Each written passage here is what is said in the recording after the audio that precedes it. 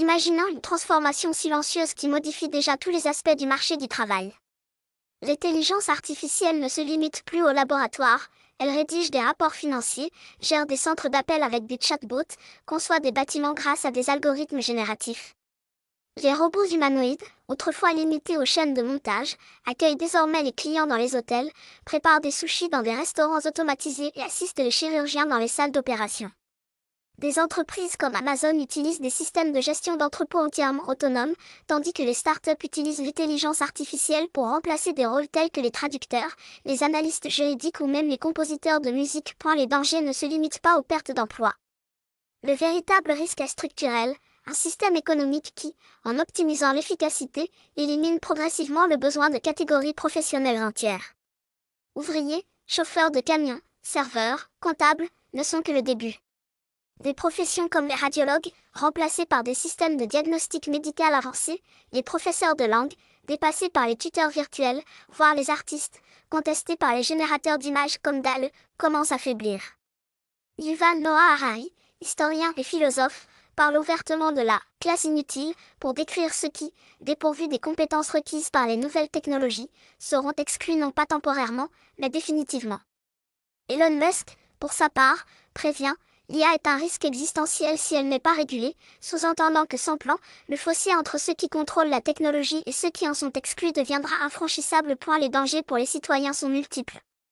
Premièrement, le chômage de masse, non pas conjoncturel, mais permanent.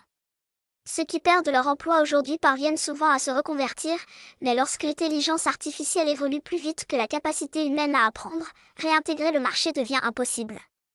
Deuxièmement, l'érosion de la dignité. Dans une société qui mesure la valeur des gens à travers la productivité, ceux qui ne travaillent pas deviennent invisibles, marginalisés. Troisièmement, la concentration du pouvoir.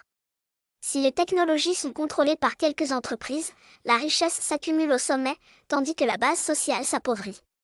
Quatrièmement, crise existentielle. Que reste-t-il à l'homme lorsque les machines accomplissent non seulement des tâches physiques, mais aussi intellectuelles et créatives? Les solutions ne peuvent pas se limiter à réparer la situation.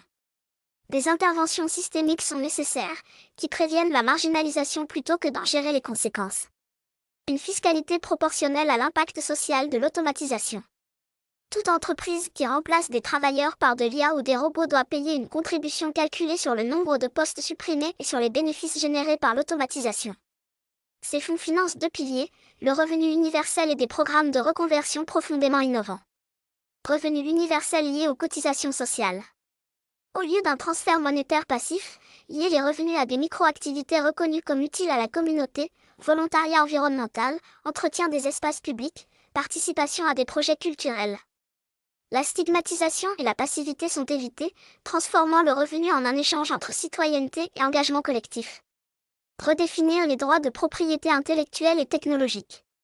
Si une IA est entraînée avec des données publiques, telles que des articles, des recherches, des œuvres d'art, les bénéfices générés doivent être redistribués via des fonds publics.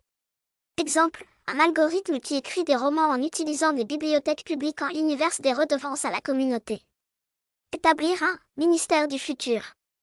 Un organisme permanent et apolitique composé de technologues, de sociologues, de philosophes et de représentants des travailleurs, avec pour mission de cartographier à l'avance les secteurs à risque, de concevoir des transitions guidées et de veiller à ce que chaque innovation soit équilibrée par des protections sociales.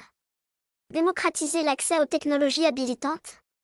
Créer des plateformes open source où les citoyens, les petites entreprises et les coopératives peuvent utiliser des technologies avancées sans coût prohibitif.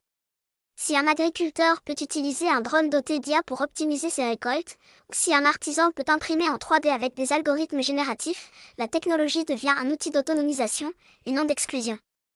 Révolution éducative radicale. Remplacer les modèles de formation basés sur des compétences techniques, voués à devenir obsolètes, par des parcours qui développent l'intelligence émotionnelle, la créativité anarchique, la capacité à gérer les contradictions.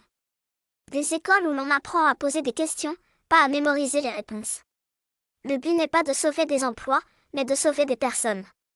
Empêcher la « classe inutile » d'être un destin, en la transformant en une classe libérée, des personnes non obligées de vendre du temps pour survivre, mais capables de contribuer à la société de manière aujourd'hui considérée comme non économique, de l'art communautaire à l'innovation philosophique, du soin des liens sociaux à l'exploration de nouveaux modèles d'existence. Quiconque prétend que cela est impossible devrait se pencher sur l'histoire. Les révolutions industrielles passées ont créé des difficultés, mais ont finalement élargi les droits. Mais cette fois-ci, nous n'avons pas des siècles pour nous adapter. L'enjeu est plus grand, il s'agit de décider si l'intelligence artificielle sera le dernier instrument de l'inégalité, ou le premier pas vers une humanité enfin libre d'être ce que les machines ne pourront jamais devenir, les humains.